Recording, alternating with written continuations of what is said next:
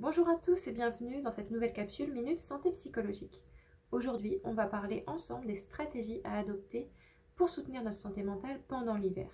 Vous pouvez retrouver la capsule 1 qui parle du pourquoi nous sommes tellement affectés pendant cette saison.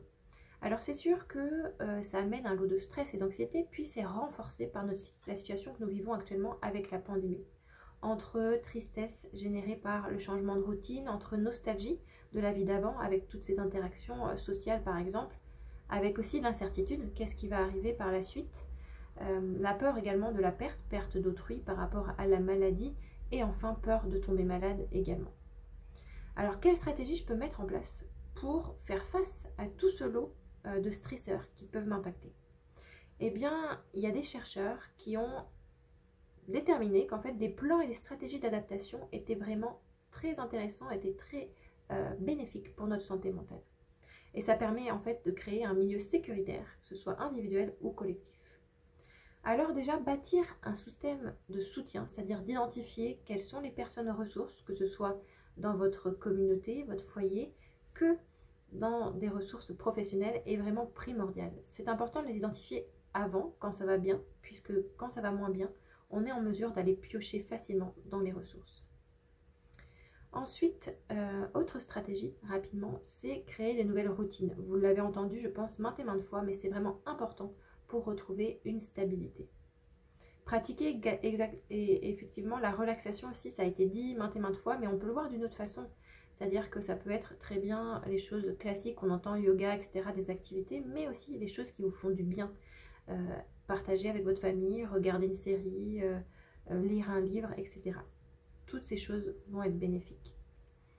Ensuite, on l'a un peu dit dans bâtir son système de soutien, c'est ne pas hésiter à demander de l'aide à des professionnels. Les professionnels ont la capacité de détecter votre besoin un peu plus pour aller plus loin et prévenir une situation un peu plus avancée, on va dire, au niveau santé mentale. Il y a 3 points que j'aimerais vraiment mettre en lumière, c'est s'écouter, se parler. C'est une bonne stratégie de se dire, ok, j'ai peut-être des pensées vraiment négatives dès le matin quand je me lève, et puis je vais essayer de les repositionner en les axant sur les pensées positives de la journée. Donc ça, je vous invite, si vous voulez aller creuser, d'aller consulter sur des livres de croissance ou de développement personnel qui apportent différentes astuces pour arriver à se repositionner dans le positif.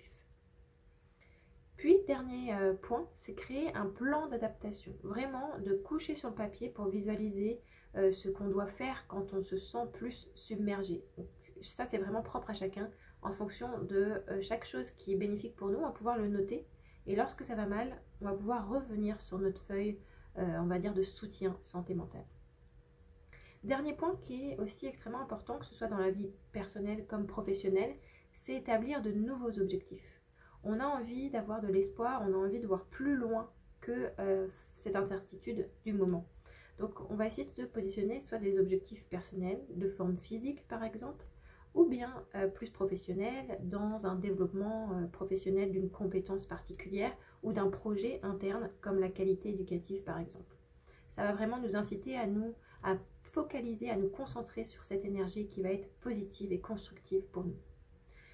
Je conclus cette vidéo en vous invitant à être constant dans vos routines autant que vous pouvez le faire, à adhérer au changement qui vous est proposé, d'aller vers les choses positives et d'accepter tous les petits plaisirs que vous allez avoir sur votre chemin.